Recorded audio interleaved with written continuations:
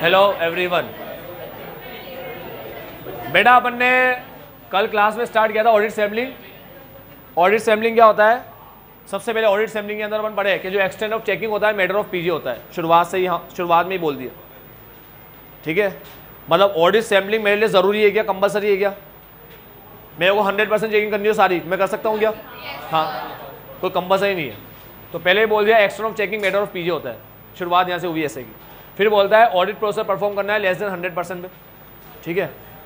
Audit process perform करेंगे less than 100% पे, उसे बोलते हैं अपन ऑडिट सैम्पलिंग, ठीक है। कि ऑडिट प्रोसेस को अप्लाई करें 100% से कम पे। बोला ऑल सैम्पलिंग यूनिट के सेलेक्ट होने के चांस क्या हो? इक्वल, ठीक है। सबके सेलेक्ट होने के चांस इक्वल हो। साथ में जो सैंपल हो वो क्या होना चाहिए? पॉपुलेशन का प्रॉपर रिप्रेजेंटेटिव होना चाहिए, ठीक है। तो सैंपल पॉपुलेशन का प्रॉपर रिप्रेजेंटेटिव हो। अब इसके साथ सैंपल जितना बड़ा होगा उतना अच्छे से रिप्रेजेंट करेगा पॉपुलेशन को, यानी उतना मीनिंगफुल रिजल्ट देगा बंदे। तो लार्ज इनफ होना चाहिए सैंपल मीनिंगफुल रिजल्ट देने के लिए। ये बात आगे आएगी, ठीक। अब मैंने क्या किया है, यहाँ पर सारी बातों को जोड़ दिया है। इसमें अपन ने सब जोड़ दिया है, जो अभी नीचे पढ़ोगे तुम लोग सब इसके अंदर एक ही जगह पे कर दिया, ठीक। तो ऑडिट प्रोसेस परफॉर्म करेगा लेस देन 100% पर, तो वो ऑडिट सैम्पलिंग कहलाता है। यहाँ पर सबके सेलेक्ट होने के चांस इक्वल होने चाहिए, इक्वल होते हैं। और सैंपल क्या होता है? सैंपल क्या होना चाहिए? हाँ, प्रॉपर रिप्रेजेंटेटिव होना चाहिए पॉपुलेशन का, ठीक है। और लार्ज इनफ होगा तो मीनिंगफुल रिजल्ट प्रोवाइड करेगा। तो वो रिप्रेजेंटेटिव कब होगा? जितना बड़ा सैंपल होगा उतना ज़्यादा रिप्रेजेंटेटिव होगा, ठीक है। तो ये क्वालिटी, ये वाली क्वालिटी इससे ज़्यादा बढ़ेगी, ये क्वालिटी इससे बढ़ेगी। लार्ज सैंपल बड़ा करते जाओगे और ये रिप्रेजेंटेटिव ज़्यादा होता जाएगा, ज़्यादा रिप्रेजेंटेटिव होता जाएगा, ठीक है। चलो आगे बढ़ते हैं आज। अब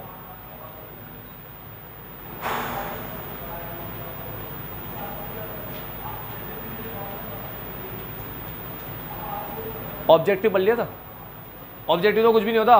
वो क्या होता है कि जो अपन देखे थे कल कि सैम्पलिंग यूनिट जो होता है, अपन सैम्पलिंग सेलेक्ट करके प्रोसेस उस पर अप्लाई करते हैं, तो सैम्पलिंग का कंक्लूजन पॉपुलेशन के कंक्लूजन में ड्रॉ करते हैं, ठीक है। इसको पढ़ते हैं आज ऐसे 530 का। ऑर्डर का ऑब्जेक्टिव देख लिया, ठीक है। सैंपल को टेस्ट करके कंक्लूजन ड्रॉ करना सैंपल पे, ठीक है। और उसके कंक्लूजन पे कहाँ, उसके कंक्लूजन से कहाँ पर आना? पॉपुलेशन का कंक्लूजन, ठीक है। अब स्कोप के अंदर आता है ऑर्डर यूज करेगा स्टैटिस्टिकल और ये यूज करेगा, ठीक है। ये यूज कब करेगा? When designing and selecting the sample. कल ही मैंने तुम्हें दो बात बताई थी। ये जो है स्टैटिस्टिकल नॉन स्टैटिस्टिकल, ये टाइप से अप्रोच है, ठीक है। इसे दो काम होते हैं, ऑब्टेन और इवेल्युएट, ठीक है। क्या ऑब्टेन? सैंपल ऑब्टेन, तो ऑडिट सैंपल पहला, और दूसरा होता है इवेल्युएट, इवेल्युएटिंग द रिजल्ट, हो गया। बीच में इन्होंने लिख दिया performing test of control, test of detail. देखो बेटा, ये है ऑडिट सैंपल और इवेल्युएट है कि ये चीज़ को हम कहाँ कहाँ यूज़ करते हैं, ठीक है। तो कहाँ यूज़ करते हैं? ऑडिट सैंपल के लिए, ठीक है, और इसके लिए यूज़ करते हैं, ठीक। या तुम ऐसे समझ लो कैसे यूज़ करते हैं इसको, इन दोनों को यूज़ करते हैं अपन ऑब्टेन और इवेल्युएट करने के लिए। तो ये है ऑब्टेन, ये है इवेल्युएट। ये बता रखा है कब कब यूज़ करते हैं, बीच में कब भी डाल दिया कब यूज़ करते हैं। इसको अपन यूज़ करते हैं टीओसी और टीओडी परफॉर्म करने के टाइम। सैंपल का काम टीओसी और टीओडी परफॉर्म करने के टाइम पे यूज़ करते हैं। इसका मतलब क्या हुआ? रिस्क असेसमेंट में करते हैं क्या यूज़? रिस्क असेसमेंट में यूज़ करते नहीं ना? कहा ना उसे परफॉर्मिंग टीओसी टीओडी।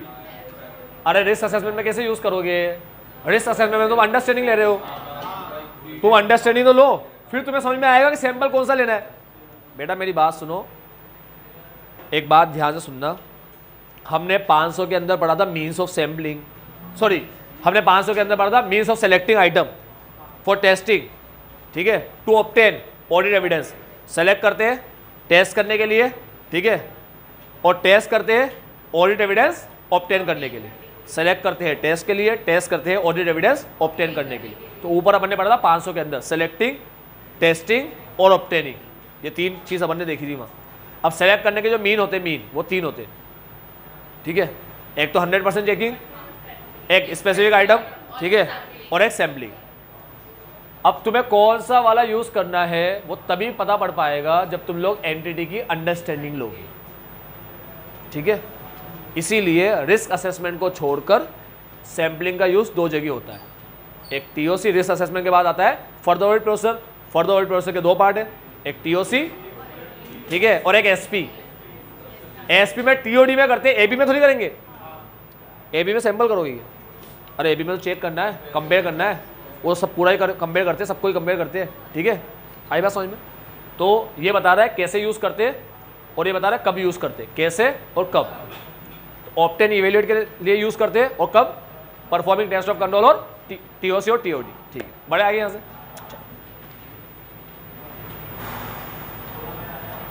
500 ने हमें मीन्स बताए, उसमें से एक मीन्स हमें बताया, 500 ने हमें मीन्स बताया, उसमें से एक बताया, वन ऑफ दोज इज 500 ने तुम्हें 3 मीन बताया था, 3 ऊपर 100% स्पेसिफिक आइटम और ऑडिट सैम्पलिंग, जिसमें से एक था ऑडिट सैम्पलिंग, ठीक।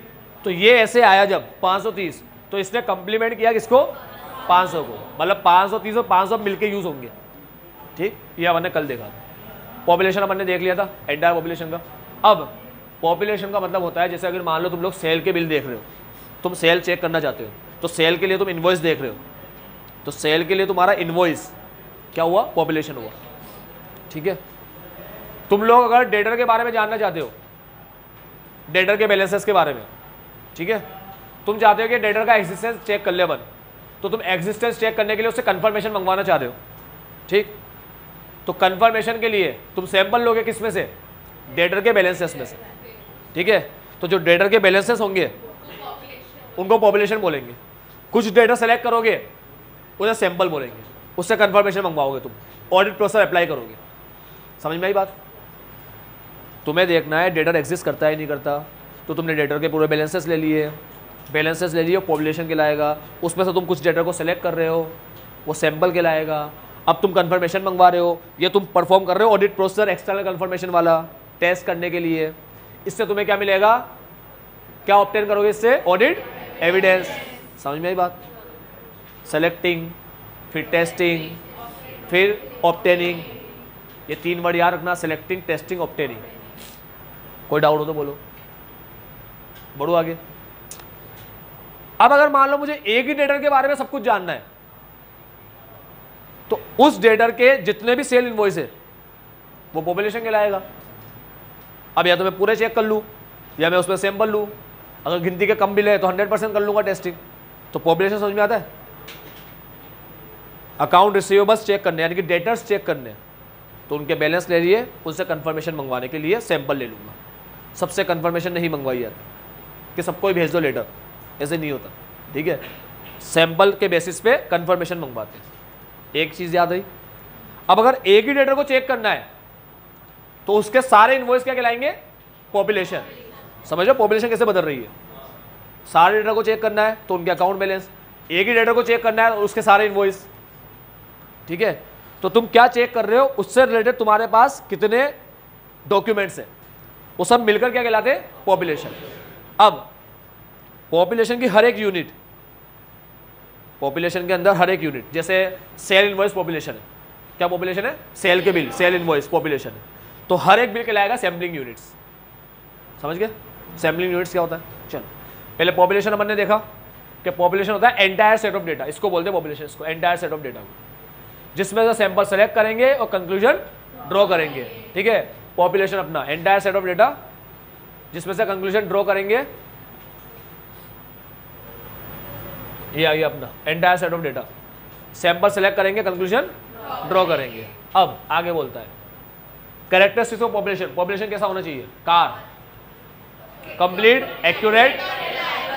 अब एक्यूरेट हट जाएगा, एक्यूरेट हट जाएगा और एप्रोप्रिएट आ जाएगा उसकी जगह, ठीक है। मजे आते हैं इसको करने दो, मजे। चलो आओ, हर जगह एक्यूरेट बोल रहा था, यहाँ एप्रोप्रिएट बोल रहा है, एप्रोप्रिएट होना चाहिए। आओ पढ़ते भाई क्या है। कार के अंदर सबसे पहले आया एप्रोप्रिएटनेस। एप्रोप्रिएटनेस का मतलब बताएगा एप्रोप्रिएट क्या होता है।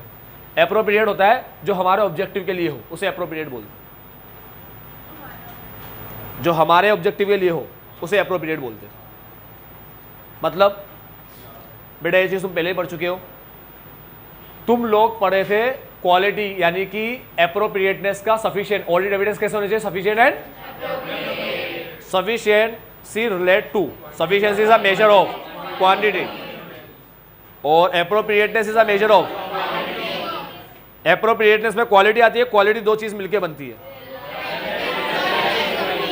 रेलेवेंस और रिलायबिलिटी, है ना। तो अगर रेलेवेंट भी हो और रिलायबल भी हो तो वो एप्रोप्रिएट हुआ, सही है, वही वर्ड है सेम, कोई नया वर्ड नहीं है ना। हाँ। तो रेलेवेंट हो और रिलायबल हो तो एप्रोप्रिएट कहलाएगा। अब क्योंकि इन्होंने रिलायबल का अलग से बना रखा है कार के अंदर, तो वह किसकी बात करेगा, समझ गए। तो यहां सिर्फ रेलेवेंस की बात होगी एक तरीके से, जो तुम्हें एप्रोप्रिएटनेस का दिख रहा है यहां पर लिखा हुआ, वो एक तरीके से रेलेवेंट है। तो पॉपुलेशन क्या होनी चाहिए, रेलेवेंट होनी चाहिए। अभी बात समझ में आती है एक एक चीज।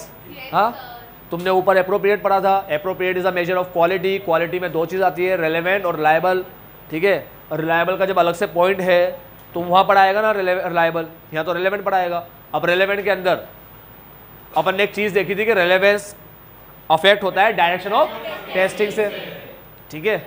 यानी ओवर स्टेटमेंट चेक कर रहे हो, ओवर स्टेटमेंट ज़्यादा तो नहीं दिखा दिया, ठीक है, तो अकाउंट रिकॉर्ड को चेक करेंगे, ठीक है, अकाउंट पेएबल के रिकॉर्ड को चेक करेंगे, ठीक है। और जब अंडर स्टेटमेंट देखना है तो सबसे पहला पैसा ना दिया, अनपेड इनवॉइस, पैसा दे दिया, सब्सिक्वेंट डिसबर्समेंट, ठीक है। ये करने से सामने वाले से बिल आया, सप्लायर स्टेटमेंट, पैसा नहीं दिया, अनपेड इनवॉइस, पैसा दे दिया, सब्सिक्वेंट डिसबर्समेंट, देने से स्टेटमेंट आया, सप्लायर स्टेटमेंट। ये सिर्फ याद रखने के लिए बता रहा हूँ, ठीक है। तो अंडर स्टेटमेंट में ये होता है। तो वही बात बोल रहा है कि पॉपुलेशन कौन सी रिलायबल होती है, पहले वो देख लो। तुम ओवर स्टेटमेंट चेक कर रहे हो तो तुम्हारे लिए रिलायबल क्या है, अकाउंटिंग रिकॉर्ड, ठीक है। आई बात समझ में, लिस्टिंग उसकी, अकाउंटिंग की पूरी लिस्ट, ठीक। अब एप्रोप्रिएट का मतलब होता है, सबसे पहले हमेशा एक चीज लिख देना कि पॉपुलेशन क्या होनी चाहिए, एप्रोप्रिएट होनी चाहिए। एप्रोप्रिएटनेस में लिखेंगे population need to be appropriate, ठीक है। एप्रोप्रिएट का मतलब होता है हमारे ऑब्जेक्टिव के साथ रेलेवेंट हो, रेलेवेंट टू आवर ऑब्जेक्टिव। तो जो पॉपुलेशन हमारे ऑब्जेक्टिव के साथ रेलेवेंट है उसे हम एप्रोप्रिएट बोलेंगे, ठीक है। और रेलेवेंस में तुमने एक लाइन पढ़ी थी, लॉजिकल कनेक्शन होना चाहिए प्रोसेसर के साथ, ठीक है। तो हमारे ऑडिट प्रोसेसर के साथ लॉजिकल कनेक्शन होना चाहिए। यहां पर बोलता है कि ऑब्जेक्टिव के लिए रेलेवेंट होना चाहिए, ठीक। वापस बोल दिया, देखो रेलेवेंट वर्ड आ गया और रेलेवेंट को बोल्ड भी कर रखा है, ये बताना चाह रहा है एप्रोप्रिएटनेस में हम रेलेवेंट की बात कर रहे हैं। अब population is appropriate which will include consideration of the direction of testing. आ गया, पॉपुलेशन में direction of testing, population appropriate तब मानी जाएगी जब वो कंसिडर करे डायरेक्शन ऑफ टेस्टिंग को, ठीक है। यानी कि ओवर स्टेटमेंट में जो ओवर स्टेटमेंट चेक करना है, ये टेस्टिंग करना है, ओवर स्टेटमेंट की टेस्टिंग करना है, तो इसको कंसिडर करके पॉपुलेशन क्या रहनी चाहिए, अकाउंट पेएबल की लिस्टिंग। वो इन्होंने यहाँ क्या अकाउंट रिसीवेबल लिख रखा है, मगर एक्चुअल में वो पेएबल है। क्यों, क्योंकि वो सब्सिक्वेंट डिसबर्समेंट और अनपेड इनवॉइस और ये सप्लायर स्टेटमेंट इनके ही होते। तो एग्जाम्पल में गलत लिख दिया है, रिसीवेबल नहीं आएगा, पेएबल आएगा। ये भी रिसीवेबल नहीं आएगा, पेएबल आएगा, लिखा हुआ है, ठीक है। अब ये पढ़ाने की जरूरत तो नहीं है, बढ़ जाओ आगे। एप्रोप्रिएटनेस पढ़ लिया, एप्रोप्रिएटनेस में देखा कि हमारे ऑब्जेक्टिव के साथ रिलेवेंट होना चाहिए, खत्म हो गई बात, ठीक है। और ये किसको कंसीडर करता है एप्रोप्रिएटनेस, टेस्टिंग को। कंप्लीटनेस का मतलब समझ लो, वापस वही वर्ड लिख दो, हर बार लिख दो need to be complete, need to be appropriate, ये तो छाप दो, इसलिए नीड टू बी मैंने लिख दिया है ऊपर। नीड टू बी तुम्हें हेल्प करेगा लाइन बनाने में, ठीक है। तो कैरेक्टरिस्टिक्स में क्या करेंगे अपन, कार चेक करेंगे, पॉपुलेशन क्या होनी चाहिए, नीड टू बी रिलायबल, ठीक है। यहाँ से पता पड़ जाएगा लिखना क्या है अपन को स्टार्टिंग में, ठीक। फिर तो आगे तुम्हारी कहानी चलाते ही रहना। कंप्लीट का मतलब होता है इंक्लूड और रिलेवेंट आइटम, ठीक है। मतलब सिंपल सी बात है कि ऐसा ना हो मैं सेल इनवॉइस चेक कर रहा हूँ तो कोई महीने के इनवॉइस गायब है ही नहीं, पूरा महीना ही गायब है। अब तुम समझो जब पॉपुलेशन ही गायब है, आधी पॉपुलेशन है, तो सैंपल उसमें से लेना सही रहेगा? मान लो उसी महीने में फ्रॉड हुआ बहुत ज़्यादा और वही महीना गायब है, कैसे करूँ चेकिंग? तो सैंपल लेने के लिए पॉपुलेशन को क्या होना चाहिए? कंप्लीट होना चाहिए। हर चीज़ उसमें इंक्लूड होनी चाहिए, जो भी इंक्लूड होनी चाहिए वो सब इंक्लूड हो, ठीक है?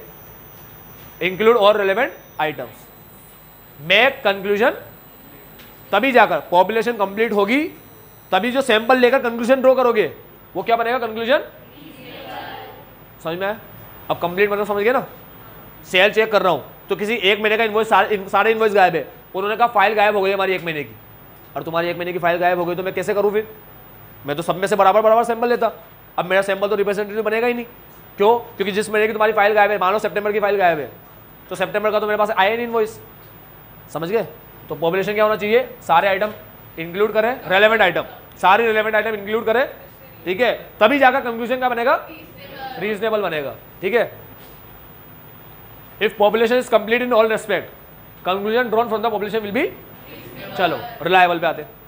कंप्लीटनेस हो गया, 2 बातें बड़ी, सारी आइटम इंक्लूड हो और रेलेवेंट आइटम इंक्लूड हो, तभी जाके कंक्लूजन क्या बनेगा? रीजनेबल बनेगा, ठीक है? अब रिलायबल की बात करते हैं। Auditor should obtain audit evidence about the,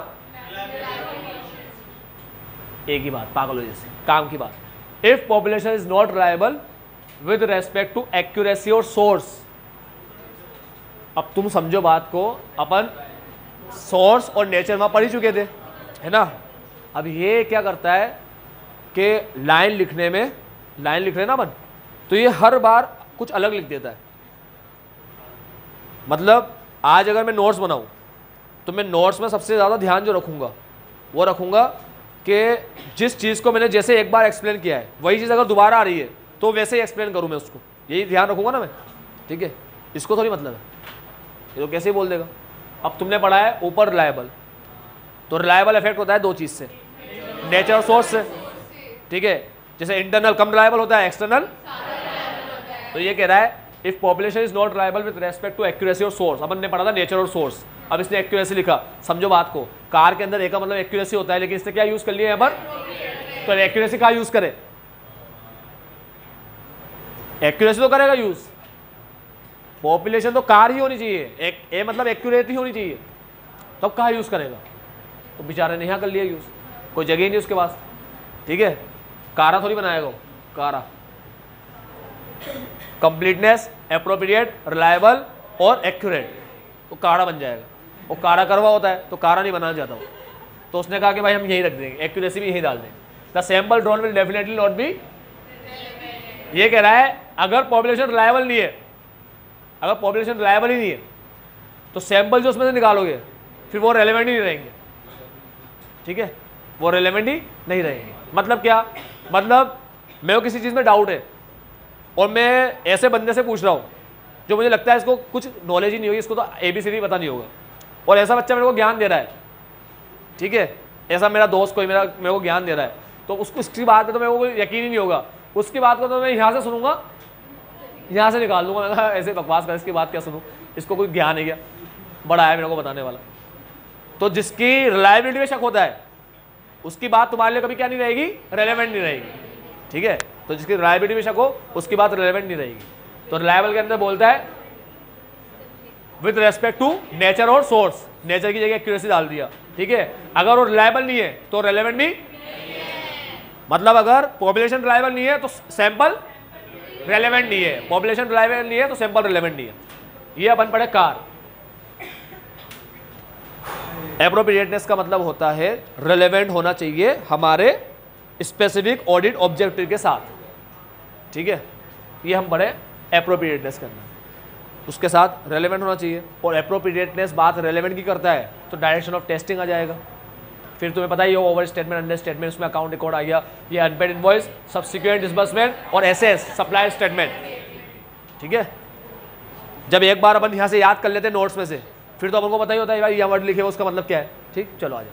उसके बाद आया एप्रोप्रिएट के बाद आया रिलायबल पे। एप्रोप्रिएट के अंदर पढ़ा रेलेवेंट होना चाहिए किससे? स्पेसिफिक ऑब्जेक्टिव से। यहाँ पढ़ेंगे कि विद रेस्पेक्ट टू यहाँ नेचर और सोर्स की बात कर रहा है, वहाँ ऑब्जेक्टिव से रेलेवेंट होना चाहिए या नेचर और सोर्स से रेलेवेंट होना चाहिए। अगर पॉपुलेशन रिलायबल नहीं है तो उससे मिलने वाला सैंपल रेलेवेंट नहीं है। बीच में आया अपना कंप्लीटनेस। कंप्लीटनेस का मतलब होता है सारी चीज़ें इंक्लूड हो और रेलेवेंट चीज़ें। रेलेवेंट को तो हर जगह पकड़ के रखा है इसने, ठीक है। रेलेवेंट हो ऑब्जेक्टिव के साथ, हर रेलेवेंट चीज़ इंक्लूड हो, ठीक है। और रिलायबल में बोला है हाँ वो हमारी एक्यूरेसी, मतलब वो कंप्लीट हो विद रिलायबल हो विद रेस्पेक्ट टू सोर्स और एक्यूरेसी, ठीक है, इसके रेस्पेक्ट में रिलायबल हो। अगर पॉपुलेशन रिलायबल नहीं होगी तो सैंपल रिलेवेंट नहीं, ठीक। तो ये हो गया अपना कार। बड़े आगे पक्का। एप्रोप्रिएटनेस ऑब्जेक्टिव के साथ, कंप्लीटनेस में सारी चीज़ें, ठीक है, और रिलायबल के अंदर होता है विद रेस्पेक्ट टू नेचर और सोर्स की जगह एक्यूरेसी और सोर्स आ जाए, ठीक। सैम्पलिंग यूनिट्स क्या होती है? अभी जस्ट पढ़े सैम्पलिंग यूनिट्स क्या होती है। वो इंडिविजुअल आइटम जो क्या बनाए, पॉपुलेशन बनाए, ठीक है। तो पॉपुलेशन के अंदर जो इंडिविजुअल आइटम होती है उसे सैम्पलिंग यूनिट बोलते हैं। तो सैम्पलिंग यूनिट होती है individual item that makes up population, ठीक है। अब इंडिविजुअल आइटम जब मिलकर पॉपुलेशन बनती है तो पॉपुलेशन डिवाइड होकर क्या बनेगा, इंडिविजुअल आइटम सैम्पलिंग यूनिट बनेगा, ठीक है। तो पॉपुलेशन को जो अपन डिवाइड करते हैं ना, वो वेराइटी ऑफ वेज कई तरीके से कर सकते हैं। यानी कहने की बात यह है कि सैम्पलिंग यूनिट कई तरीके की हो सकती है, पॉपुलेशन कई तरीके की हो सकती है। जैसे मैं तुम्हें अकाउंट रिसीवेबल का एग्जांपल दिया कि अगर मैं सारे अकाउंट रिसीवेबल चेक कर रहा हूँ, ठीक है, तो वहाँ पर अकाउंट रिसीवेबल के जो बैलेंसेस है मेरे पास, बैलेंसेस वो पॉपुलेशन कहलाएगी। उसमें से मैं सैंपल सेलेक्ट करूँगा कि किससे मेरे को क्या मंगवाना है, एक्सटर्नल कन्फर्मेशन। अभी एग्जाम्पल याद रखना, ये अपन चलाएंगे जितनी जगह यूज़ होता है, ठीक है, ताकि एग्जाम्पल दिमाग में याद है। बार बार चेंज करूँगा, टाइम बहुत वेस्ट होता है उसके अंदर। तो याद रखना, मेरे को account balance, account receivables check करने हैं, डेटर्स चेक करने हैं, तो मैंने अकाउंट बैलेंसेस ले लिए। उसमें से मैं डेटा सेलेक्ट कर लूँगा रैंडमली कोई भी सैंपल, और उस डेटा को क्या भेजूँगा, कन्फर्मेशन मंगवा लूँगा, उस एक्सटर्नल कन्फर्मेशन। इससे मुझे उनका एग्जिस्टेंस पता पड़ जाएगा। यहाँ तक कोई डाउट हो तो बोलो नहीं। और अगर मेरे को एक ही डेटा चेक करना है तो उसके सारे इनवॉइस, उसके सारे बिल, वो पॉपुलेशन कहलाएगा। तो यही कह रहा है कि पॉपुलेशन को अपन वैरायटी ऑफ वेज में डिवाइड कर सकते हैं सैम्पलिंग यूनिट, ठीक है, अलग अलग तरीके से डिवाइड कर सकते हैं। उसका यहाँ लिख रखा है इसने, to test the validity of account receivable.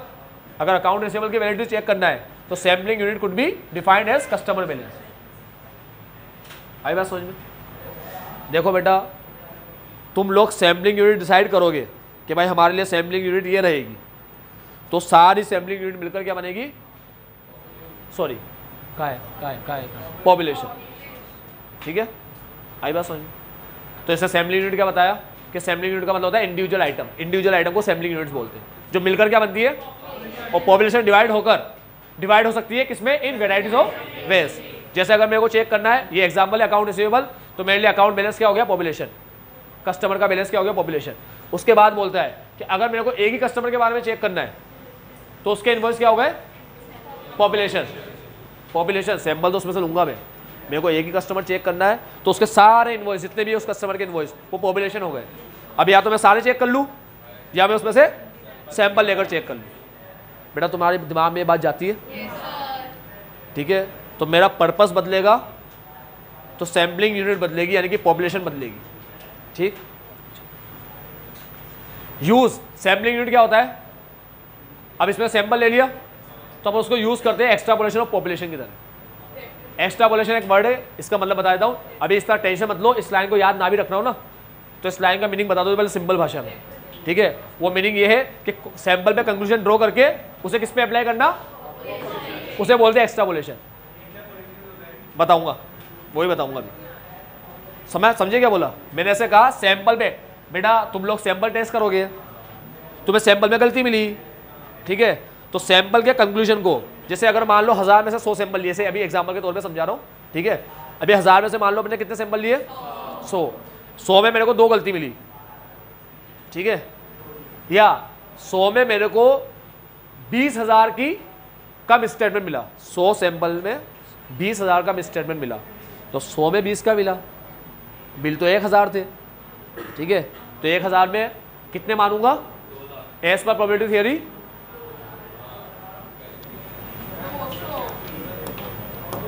अगर मेरे पास 1000 बिल है, 1000 इनवॉइस है, 1000 इनवॉइस, मैंने इसमें से 100 इनवॉइस लिए, इसमें मेरे को 20,000 गलती मिली, रुपए की गलती मिली, मिस स्टेटमेंट मिला, तो ये तो सैंपल में मिला।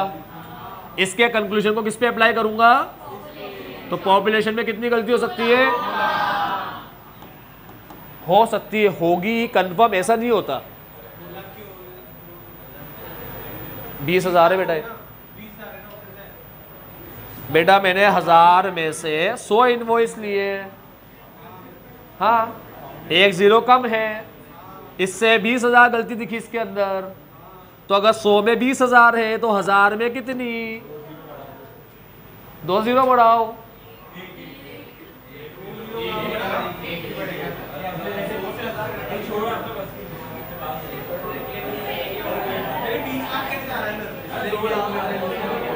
बेटा ये 100 में एक जीरो बढ़ाने से कितना आता है?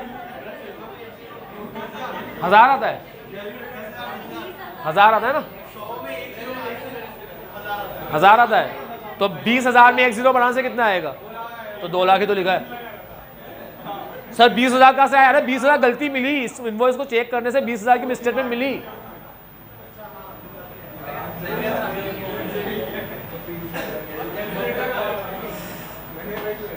मेरे हिसाब से फाउंडेशन के पहले तो 11वीं 12वीं पढ़ लो दोबारा, ठीक है, फिर वापस फाउंडेशन और फिर आना इंटर। रियलिटी में ऐसा नहीं होता बिल्कुल एग्जैक्ट, ठीक है, वो कैसा होता है वो भी बताऊंगा तुम्हें। अभी सिर्फ समझाने के लिए सिंपल सा एग्जांपल तुम्हारे लिए बनाया है, ठीक। अब समझ में आया? ये इनवॉइस चेक किया, ये गलती मिली, गलती को इवेल्यूएट किया, ये एविडेंस इसको इवेल्यूएट किया, उसके बाद इसके कंक्लूजन को किस पे अप्लाई किया? हाँ, पहले इसको इवेल्यूएट करते, फिर कंक्लूजन पे आते, इसको इवेल्यूएट करते, फिर एक कंक्लूजन पे आते कि गलती सही में ही है ना, ये कैसे हुई है, क्या हुआ है, उसके बाद इसका रिजल्ट किस पे अप्लाई करते और उससे पॉपुलेशन के कंक्लूजन पे आते। इसे एक्स्ट्रापोलेशन बोलते हैं। सैंपल के कंक्लूजन से पॉपुलेशन के कंक्लूजन पे आना, यही तो पर्पस होता है सैंपलिंग का। भाई पॉपुलेशन पे कंक्लूजन पे कैसे आएंगे? पूरी पॉपुलेशन चेक करो, तो फिर एक तरीका निकाला गया, क्या कि 100% चेकिंग हर जगह मत करो, क्योंकि हर जगह पॉसिबल नहीं है, वो तुम्हारा बर्डन, वो काम डिफिकल्ट बना देगी, ठीक है। इसीलिए फिर एक रास्ता निकाला कि सैंपल लेके भी काम कर सकते हो, ठीक है। सैंपल सही तरीके से लो, जो क्या बने, पॉपुलेशन के रिप्रेजेंटेटिव बने, तो इससे कंक्लूजन लोगे तो इसके कंक्लूजन को तुम किस पे प्रोजेक्ट कर सकते हो, किस पे अप्लाई कर सकते हो? पॉपुलेशन पे अप्लाई कर सकते हो, ठीक है। आई बात समझ में? कोई डाउट हो तो बोलो। नहीं, अभी मैं तुम्हें ये चीज़ जो अभी तुम्हें बताई, ये मैं तुम्हें पूरी स्टेज वाइज समझाऊंगा कि कैसे होता है ये काम, ठीक। अभी अपन को इतना डिटेल में समझने की ज़रूरत नहीं है, थोड़ा सा ये पढ़ ले थोड़ा बहुत, फिर आगे अपन जैसे टॉपिक पढ़ते जाएंगे तब मैं तुम्हें एक एक चीज़ का डिटेल बताता जाऊँगा। आ जाओ। बोलता है सैंपल रिप्रेजेंटेटिव होना चाहिए, लार्ज सैंपल होगा तो मीनिंगफुल रिजल्ट आएगा, पहले पढ़ा चुका हूँ। चलो बेटा यहाँ तक समझ में आ गई बात। हाँ, सैम्पलिंग यूनिट होता है इंडिविजुअल यूनिट्स जो मिलकर बनता है पॉपुलेशन। पॉपुलेशन को डिवाइड कर दो, वैरायटी ऑफ वेज में डिवाइड कर सकते हैं पॉपुलेशन को, यानी कहना चाह रहा है कि अलग अलग तरह की पॉपुलेशन हो सकती है, होगी सही, डिपेंड करता है अपने पर्पस पे, ठीक। चलो उसके बाद सैम्पलिंग यूनिट को अपन यूज करते हैं एक्स्ट्रापोलेशन ऑफ पॉपुलेशन, यानी इसका मतलब होता है सैंपल का कंक्लूजन, सैंपल पे कंक्लूजन ड्रॉ करके पॉपुलेशन पे अप्लाई करते हैं, ठीक है। कंक्लूजन ड्रॉ करते हैं सैंपल पे, वो क्या बन जाता है? Becomes the conclusion of the population. ये दो चीज बता रखी है, टीओसी और टीओडी की, क्या है ये बता देता हूं तुम्हें। ये रहा, ये दोनों में से कौन सा यूज करें? स्टैटिस्टिकल यूज करें या नॉन स्टैटिस्टिकल यूज करें? ये है matter of and not a sample size. मतलब क्या? अगर कोई ऐसे करे कि यार सैंपल साइज बड़ा लेना है, ज्यादा लेना है, तो मैं इसका यूज करूं, या कम लेना है तो इसका यूज करूं, ये कोई वैलिड क्राइटेरिया नहीं होता। किस चीज का वैलिड क्राइटेरिया नहीं होता? इन दोनों में से क्या हाँ, ये डिसाइड करने का वैलिड क्राइटेरिया नहीं होता। सैंपल साइज के हिसाब से अगर तुम लोग देखो कि मेरे को ज़्यादा सैंपल लेना है तो ये मेथड यूज़ करूँ, या कम सैंपल लेना है तो ये मेथड यूज़ करूँ, अगर तुम ऐसे डिसाइड कर रहे हो तो ये तुम्हारा डिसाइड करना वैलिड क्राइटेरिया नहीं होता। ठीक है, आज अगर कोई शादी के लिए लड़की देखने जाए और वो ये डिसाइड करे कि सिर्फ खाना टेस्टी बनाती होगी, तो भले कोई भी हो, मैं तो खाना टेस्टी बनाना चाहिए उसको। ठीक है, अब मान लो अपन 25 साल के, लड़की 35 साल की है, खाना बहुत अच्छा बनाती है, अपन ने टेस्ट किया, मज़ा आ गया, अपन ने कहा कोई भी लड़की हो शादी कर लेंगे अपन तो। ठीक है, खाना क्या बनाती हो, ये कोई वैलिड क्राइटेरिया है क्या शादी करने का? खाना टेस्टी बनाती हो, नया खेल रहा है, तो ये कहना चाह रहा है बेटा कि वैलिड क्राइटेरिया होना चाहिए इसको सेलेक्ट करने का। ये सेलेक्ट करने का इसमें अपन यूज़ करते हैं method of PJ, knowledge experience वगैरह यूज़ करते हैं अपना। ठीक है, not a sample, sample size कोई यूज़ करने का वैलिड क्राइटेरिया नहीं है। ठीक है, अब हमने देखा कि इन दोनों को कहाँ यूज़ करते हैं अपन, कहाँ यूज़ कर सकते हैं, टीओसी में भी कर सकते हैं और इन दोनों में करते हैं। अपन ने कहा था अनलाइकली इन टीओसी, वो अनलाइकली किस में पढ़ा था अपन ने? 100% में, है ना, वहाँ पढ़ा था अपन ने 100%, यानी कि 100% में ये बढ़िया, टीओसी के अंदर 100% बढ़िया नहीं होता। मतलब टीओसी के लिए तो सबसे बढ़िया ही क्या है, टीओसी के लिए तो सबसे बेस्ट क्या है, सैंपल बेस्ड है। अरे यार टीओसी के लिए 100% मना कर दिया उसने, इतना अच्छा नहीं होता। तो टीओसी के लिए सबसे बेस्ट तो यही है, टीओसी का मतलब होता है कंप्लायंस प्रोसीजर, सही है। तो टीओसी के लिए तो बेस्ट है ये क्या, ऑडिट सैम्पलिंग, सैंपल बेस्ड है ना, सैंपल लेना बेस्ट होता है। चलो आओ, अब टीओसी और टीओडी इसमें तुम अप्लाई करोगे।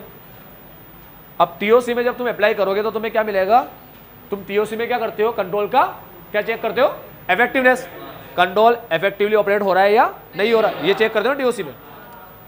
अब टीओसी में जब तुम कंट्रोल का इफेक्टिवनेस चेक कर रहे हो तो तुम्हें ऑपरेट होते हुए नहीं मिल रहा है, इफेक्टिवली ऑपरेट होते हुए नहीं मिल रहा, सुनना मेरी बात, तो ये फर्क है ना, इसे डेविएशन बोलते हैं, ये पता है बात। टीओसी में क्या आइडेंटिफाई करते हैं, डेविएशन। तो टीओसी में अप्लाई करोगे तो आइडेंटिफाई करोगे डेविएशन, और अगर तुम लोग टीओडी में अप्लाई करोगे तो टीओडी में अप्लाई करके क्या आइडेंटिफाई करते हैं अपन, मिस स्टेटमेंट। और ये तो नॉर्मल बात है, तुम सैम्पलिंग में नहीं पढ़ाते तब भी हमें पता था ये बात। अरे ऐसा तो नहीं सैम्पलिंग में पढ़ा रहे तो समझ में आ रहा है।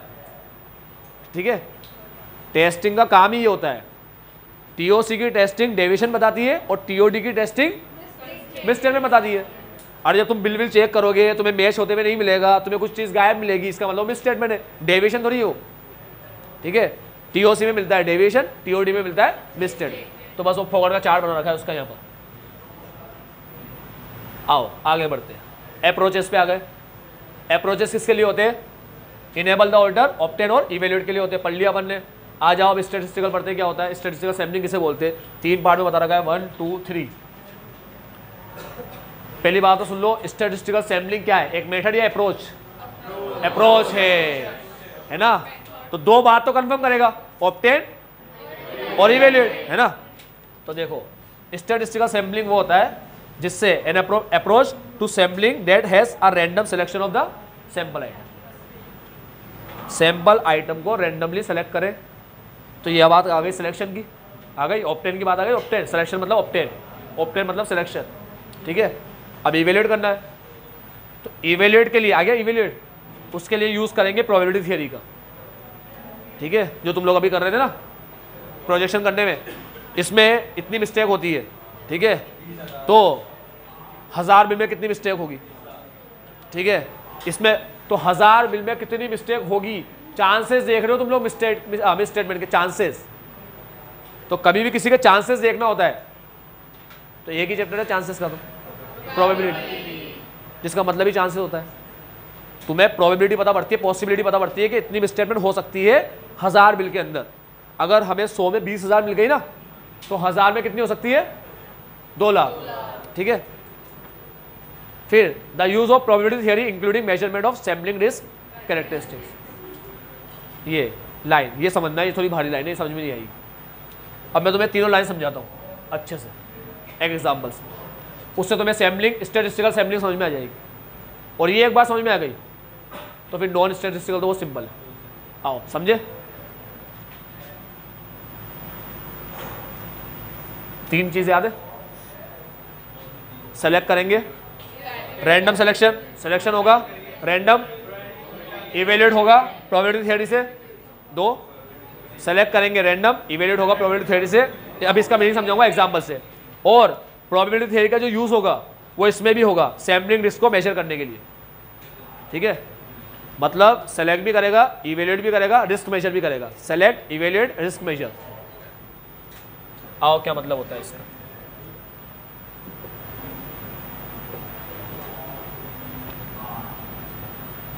देखो बेटा ध्यान से सुनना, हमारे पास सैंपल है, मान लो 10,000 बिल है अपने पास, 10,000 इनवॉइस। अपन ने इसमें से लिए 100 इनवॉइस। बेटा ये है पॉपुलेशन, ये है, ये साइज है सैंपल का, सैंपल साइज। ठीक है, अब तुमने लिए कितने इनवॉइस? 100। तो क्यों लिए भाई 100? 200 ले लेते, 300 ले लेते, 150 ले लेते। हाँ, 100 ही क्यों लिए? अब मैं क्या जवाब दूँ उसका? मैंने कहा हाँ यार सही कह रहा हो, 100 क्यों लिए? मैं क्या बोलूँ? मैं कहा ऐसे ही मैंने पीजे के हिसाब से ले लिए, है ना। अब पीजे अपन करते रहेंगे तो कोई अपन से ऐसे बोलेगा तूने काम सही से नहीं किया, बता तूने क्या काम किया। मैंने कहा मेरे देखो मैंने बिल चेक किए, कैसे किए? मैं कहा ऐसे सैंपल लेकर। बोला सैंपल कैसे लिए? मैं पीजे। बोलेगा तो हर काम में तो पीजे बोल सकता है।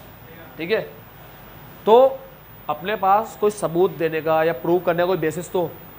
ठीक है, अब पहले क्या होता था, पहले के टाइम में ऑडिटर 100% चेकिंग करता। अब 100% चेकिंग करना ईजी नहीं होता, उसमें बहुत दिक्कत आती है। ठीक है, और हमने देखा कि सैंपल का यूज़ करके बहुत अच्छी चेकिंग की जा सकती है। अगर अपन सैंपल का यूज़ करें तो अपन काफ़ी अच्छी सैम्पलिंग कर सकते हैं 100% करने की बजाय। ठीक है, तो अब अपन सैंपल का यूज़ करने लग गए। अब सैंपल का यूज़ जब स्टार्ट हुआ, मैं तुम्हें पूरा कहानी सुना रहा हूँ, पूरी हिस्ट्री बता रहा हूँ। पहले 100% चेकिंग होती थी। 100% चेकिंग करना बहुत हार्ड था, प्लस 100% चेकिंग कर भी लोगे तब भी सबूत कौन से मिलेंगे? कंक्लूसिव मिल जाएंगे, फिर परसों से मिलेंगे। अरे स्ट्रॉन्ग एविडेंस होगा, कंक्लूसिव तो नहीं होगा। ठीक है, और तुम्हें जो ऑब्टेन करोगे तुम लोग एश्योरेंस, वो कौन सा ऑब्टेन करोगे? रीजनेबल या एब्सोल्यूट? 100% चेकिंग करने के बाद भी रीजनेबल ऑब्टेन कर रहे हो, सामने भी तुम रीजनेबल ही दे रहे हो ओपिनियन अपना। ठीक है, कंक्लूजन। तो जब 100% चेकिंग के बाद भी रीजनेबल ऑब्टेन कर रहा है बंदा, और साथ में एविडेंस कैसे? परसुएसिव। होश में सारे, एक तो 100% चेकिंग करी, बहुत दिमाग का दही हो गया। ठीक है, हार्ड बहुत था, अनईजी। ठीक है, हार्ड तो था ही सही, 100% चेकिंग, टाइम भी बहुत ज़्यादा लगा। उसके अलावा वो करने के बाद भी तुम कोई गारंटी नहीं देते। ठीक है, तो ना तो तुम एब्सोल्यूट एश्योरेंस देते हो और ना ही तुम्हें कंक्लूसिव एविडेंस मिलते। तो जब ऐसा कुछ हो ही नहीं रहा तो 100% के पीछे क्यों जाए? तब ऐसा कहा गया कि इसमें सैंपल लो और उस सैंपल को थोड़ा अच्छे से चेक कर लो। अब तुम सोचो, तुम जब 100% चेकिंग करोगे, हाँ, तो चेकिंग करने का तुम्हारा तरीका कैसा हो जाएगा? बिल्कुल शानदार होगा या एकदम बेकार बन जाएगा? बेकार। कर रहे हो कोई उड़ा रहे हो ऐसे। तुम सोचो 10,000 बिल कैसे चेक करेंगे यार, इनवॉइस। हाँ, अब अपन ने इसमें से सेलेक्ट करके निकाल लिए सैंपल, तो सैंपल को अगर अपन अच्छे से चेक कर ले तो अपन इस पर कंक्लूजन दे सकते। अब 100 को तो अपन आराम से चेक करेंगे ना, बहुत अच्छी क्वालिटी मिल जाएगी। तो क्वांटिटी कम करते ही क्वालिटी बढ़ जाएगी ना। तो एक तरीका निकाला गया कि काम करो, सैंपल लेकर काम करना। अब जब सैंपल लेने की बात आई तो अपन किसका यूज़ करने लग गए? स्टैटिस्टिकल या नॉन स्टैटिस्टिकल? नॉन स्टैटिस्टिकल का। अपन अपने एक्सपीरियंस के हिसाब से सैंपल लेते। ठीक है, ऑडिटर अपने एक्सपीरियंस के हिसाब से डिसाइड करता था कि यार 10,000 बिल है। ठीक है, मैंने पूरी स्टडी कर रखी है, अंडरस्टैंडिंग ले रखी है एंटिटी की, उसके एनवायरनमेंट की, उसके कंट्रोल की, उसके रिस्क की। तो रिस्क की नॉलेज, अंडरस्टैंडिंग, ये सब के साथ, इन सब नॉलेज के साथ वो सैंपल कितना लेना है डिसाइड करता है। जैसे उसको लगता था रिस्क ज़्यादा है तो 100 की जगह 200 या 300 ले लिया करता था। उसको लगता था रिस्क बहुत कम है तो वो 100 ले लिया करता था। समझ में आई बात? फिर क्या हुआ कि ये नॉन स्टैटिस्टिकल के अंदर पहले पता क्या है? ट्रेडिशनल में गया 100% चेकिंग। फिर क्या आया? सैंपल लो। फिर सैंपल में कौन सा लेने लग गए सारे लोग? Non statistical. फिर ऐसा आया कि भाई नॉन स्टैटिस्टिकल में पर्सनल बायस भी होते। ठीक है, मतलब ऑडिटर के पर्सनल बायस भी आ जाते हैं उसके अंदर। वो अपने हिसाब से काम करने लग जाता है कि यार मेरे हिसाब से मेरे को इतना करना है। अब मान लो कोई आर से निकम्मा पर्सन है, उसको तो मज़ा आ गया क्या मजा आ गया, उसको तो पता है सैंपल तो मैं अपने हिसाब से ले सकता हूं।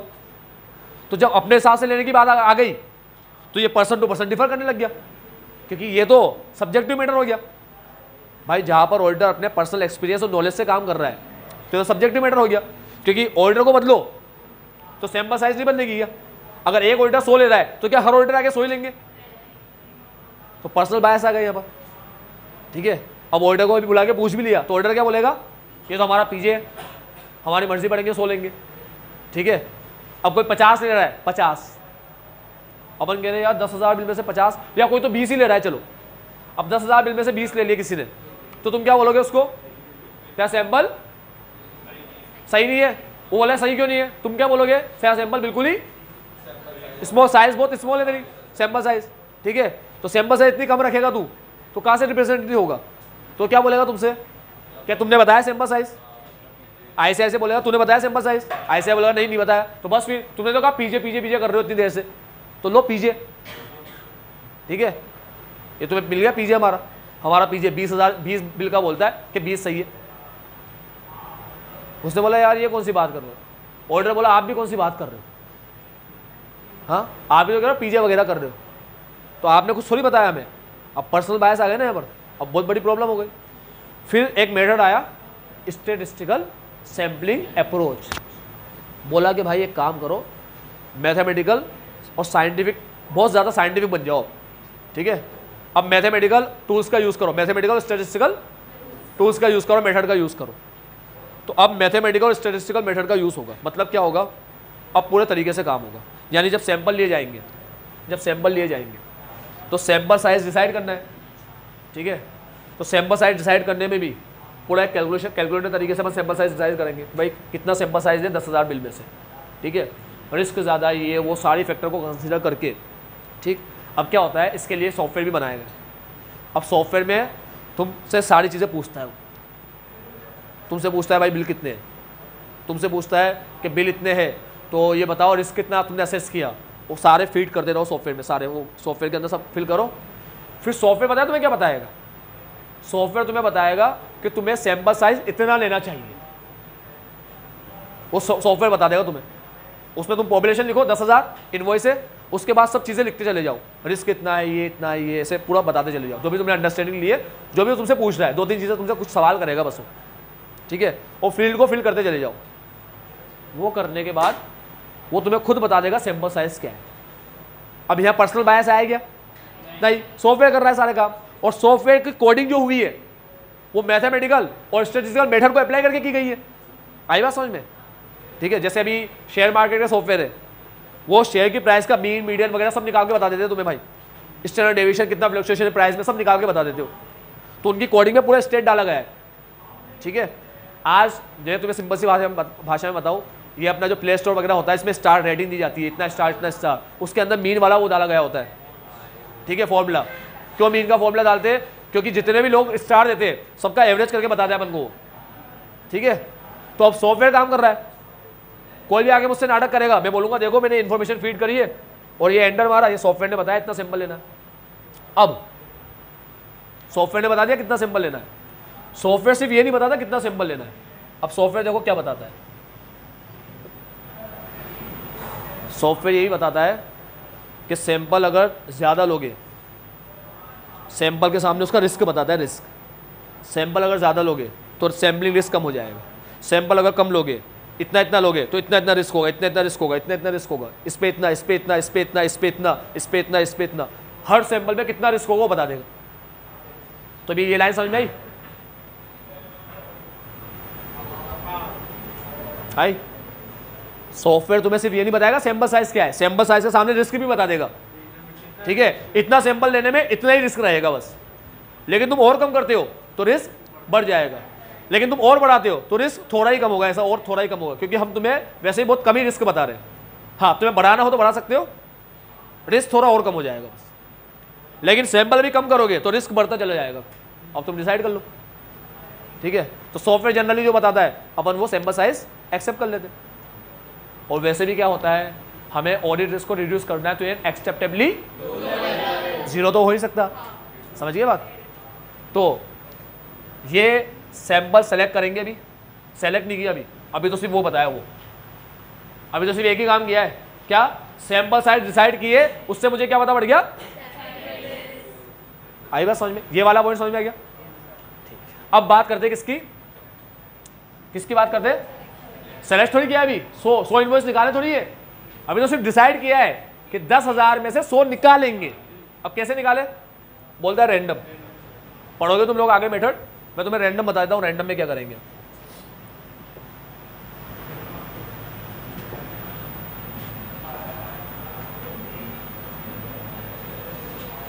यहाँ आते हैं अपन,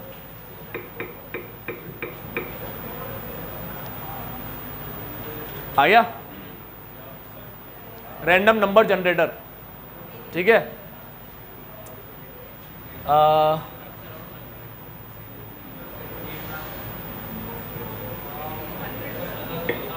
कितने सैंपल चाहिए मेरे को, 100, ठीक है। बहुत सारे टूल्स होते हैं रैंडम नंबर जनरेटर के। अरे ये यहाँ पर आ जाओ तो सिर्फ इसको देखो, ये है जनरेटर, ठीक है। अभी ये क्या ढंग से नहीं आ रहा, मोबाइल में अच्छे से आता है यार, सॉरी यहाँ भी आएगा, यहाँ भी आएगा। चलो यहाँ क्या लिखना होता है कि हमारे कितने इनवॉइस है, कितने इनवॉइस है, मैक्सिमम 10,000 है ना इनवॉइस, कितने इनवॉइस है, 10,000 इनवॉइस, कितने निकालने, 100 निकालने। अब 100 निकालने 10,000 में 100, तो तुम्हें सिर्फ जनरेट पे टिक करना है, ऐसे क्लिक कर देना, 100 बार क्लिक करना है, 100 बार। अरे मैं नहीं करूंगा, 100 बार तुम्हें करना है, तुम्हें 100 बिल चाहिए ना, 100, तो ये नंबर बताएगा, वो नंबर निकाल दे जाओ। अब ये रैंडमली कुछ भी नंबर बताएगा, समझ गए। तो ये पूछता है कि भाई बिल जो है तुम्हारे पास, उसमें कहां से लेके कहां तक की गिनती लिखी है, तो मैं उसको बोलूंगा कि पहला बिल 1 नंबर का है, ठीक है, और आखिरी वाला बिल 10,000 वाले नंबर का है, तो मैं यहाँ पे 1 से 10,000 ऐसे लिख दूंगा, लिख दिया। अब वो बोलेगा कुछ भी नहीं करना, बस ये जनरेट का बटन दबा दे दो, 100 बार दबा देना। अब मैं 100 बार दबाऊंगा, हर बार अलग नंबर आएंगे, मैं 100 बार तो दबाऊंगा। 31 पहला निकाल दिया, 31 निकाल दिया, 31 निकाल दिया पहला, समझ लो, टाइम वेस्ट मत करो।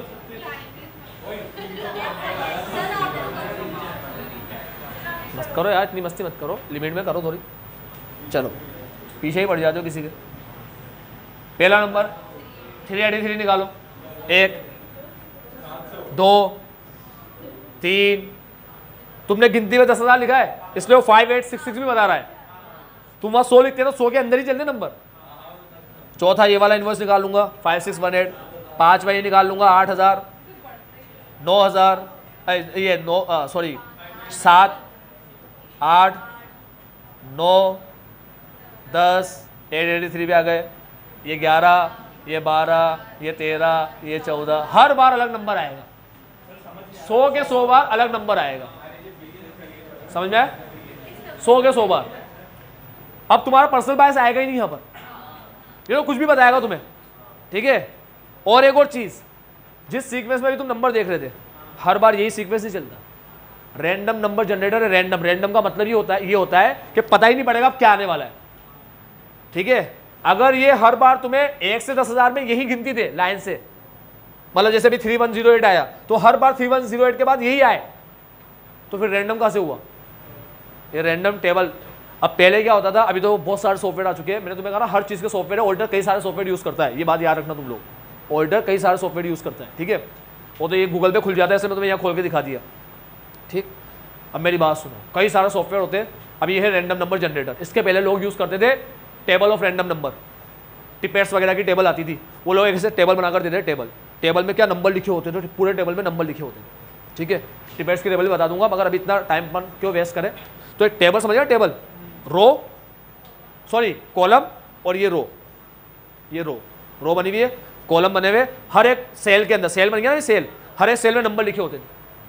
अब रैंडमली कोई भी रो सेलेक्ट कर लो तुम लोग, रैंडमली ऐसे कोई भी रो, उस रो के अंदर सारे नंबर के इनवॉइस निकालते चले जाओ, ठीक है। कोई भी कॉलम सेलेक्ट कर लो, उस कॉलम के सारे इनवॉइस निकालते चले जाओ, उस कॉलम में जो नंबर लिखे, समझ गए तुम लोग। कोई भी रो सेलेक्ट कर लिया, उस रो के अंदर जो भी नंबर लिखे, तंबोला देखा है, ठीक है, और तंबोला के अंदर तुम्हारे पास जो स्लिप होती है, स्लिप, वो स्लिप में जो नंबर लिखे होते हैं, ऐसा होता है टेबल ऑफ रैंडम नंबर, ठीक है। एक पूरी टेबल बनी होती है तंबोला की तरह, वो क्या बोलते हैं उसको, हाउजी, हाउजी बोलते हैं उसको।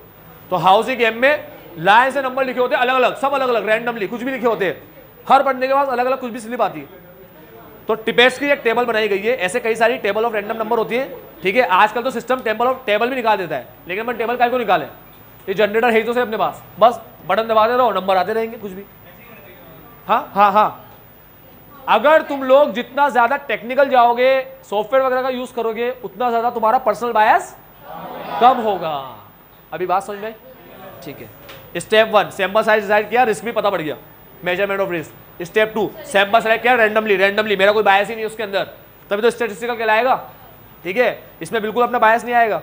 अब तीसरा, हाँ, प्रोबेबिलिटी थियरी से मेजरमेंट करो, यानी कि तुम लिख दो कि हमने 100 सैंपल चेक किए, इतने स्टेटमेंट मिले, तो कैलकुलेट करके पूरा तुम्हें बता देगा। अब ये कैसे होता है, ये भी सिखा दूं? देखो मेरी बात सुनो, जल्दी से सीख लो, जल्दी से, फास्ट, 5 मिनट में सिखाता हूं, जल्दी से सीख लो। कौन क्या सिखा रहा हूं अभी? पहले तो सैंपल साइज से उसे रिस्क बता दिए, तीसरा पॉइंट पहले सीखे, पहला पॉइंट अभी सीखे, अब रहेगा बीच का पॉइंट, इवेल्यूएशन कैसे करते हैं।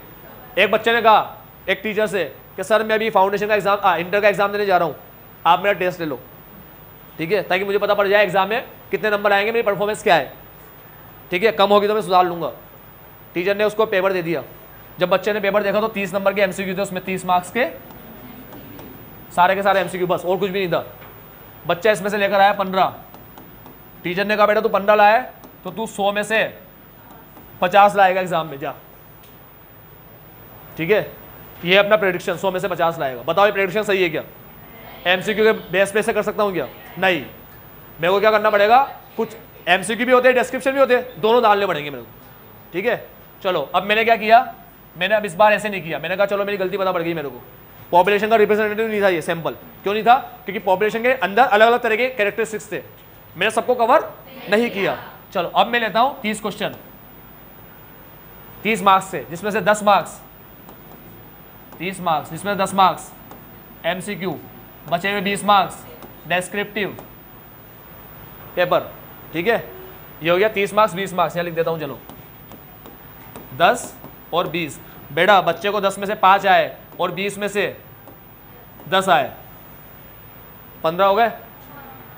तो अगर मैं ऐसे बोल दूं कि 100 में से भी तेरे को कितने आएंगे, 50, तो ये सही है? या मैं प्रोजेक्शन अलग अलग तरीके से करूं, मैं ऐसे बोलूं कि भाई 30 के अंदर तो तू 15 ला सकता है, लेकिन 70 में से अगर तू यहाँ 20 ला रहा है तो जरूरी नहीं है कि देखो 70 में से 35 ही आए। भाई अगर मेरे को लगता है इसमें रिस्क ज्यादा है तो इसका प्रोजेक्शन अलग होगा, इसमें कम है तो इसका अलग होगा, ठीक है। तो मैं सारे फैक्टर को ध्यान में रखते हुए मुझे ये ध्यान रखना पड़ेगा कि अगर 20 में से यहाँ 10 ला रहा है और डेस्क्रिप्टिव के अंदर ऐसा नहीं होता कि यहाँ पर 50% लिया तो एग्जाम में भी इतने ही आएंगे, एग्जाम में तो हो सकता है इससे भी कम आए और एमसीक्यू में हो सकता है इससे भी ज़्यादा आए, तो हो सकता है मैं एमसीक्यू का प्रोजेक्शन 20 तक भी ले जाऊँ 15 की जगह, ठीक है, हो सकता है। लेकिन मैं इसका प्रोजेक्शन क्या रखूँगा, 10 से कम, मतलब 10 से कम मतलब यहाँ पर 10 आ रहा है ना 50%, तो 50% से हो सकता है कम रखूँ मैं। अब ये कैसे रखना है मेरे को, वो तो मैं एक्सपीरियंस से करूँगा, ये काम हमारा सिस्टम कर देता है। इसको अपन ने सिंपल में समझने के लिए, बिल्कुल सिंपल वे में अपन ने ऐसे समझा कि अगर 100 में से हमारे मिस स्टेटमेंट 20,000 आए तो 1000 में कितने होंगे, तो ये अपन बोल रहे हैं 1000 में 2 लाख होंगे। हो सकता है हमारा सॉफ्टवेयर 2 लाख के अलावा भी कुछ फिगर दे दे, तो वो पूरा किसका यूज करता है, वो प्रोबेबिलिटी थ्योरी का यूज करता है सैंपल को इवेल्युएट करने में। अभी बात समझ में आई? हटा दो इसको। चलो लास्ट अपन ये टॉपिक पढ़े कि भाई अपन कैसे सेलेक्ट करते हैं, क्या करते हैं। 3 अप्रोच अपन ने पढ़े, ये 3 मिलकर बनता है अपना वो। अब इसके अंदर मिस स्टेटमेंट कैसे निकालते हैं, उसका इवेल्युएट कैसे करते हैं, उसकी कहानी भी बाकी रही। मैंने इवेल्युएट तो मैंने सिखा दिया अभी, मगर कौन कौन से मिस स्टेटमेंट को रखते हैं, ठीक है, और किसका प्रोजेक्शन करते हैं, किसका प्रोजेक्शन नहीं करते, वो अपन बाद में आगे के टॉपिक में पढ़ेंगे। चलो आज के लिए इतना ही, बाबा take care, have a nice day, आपका दिन मंगल।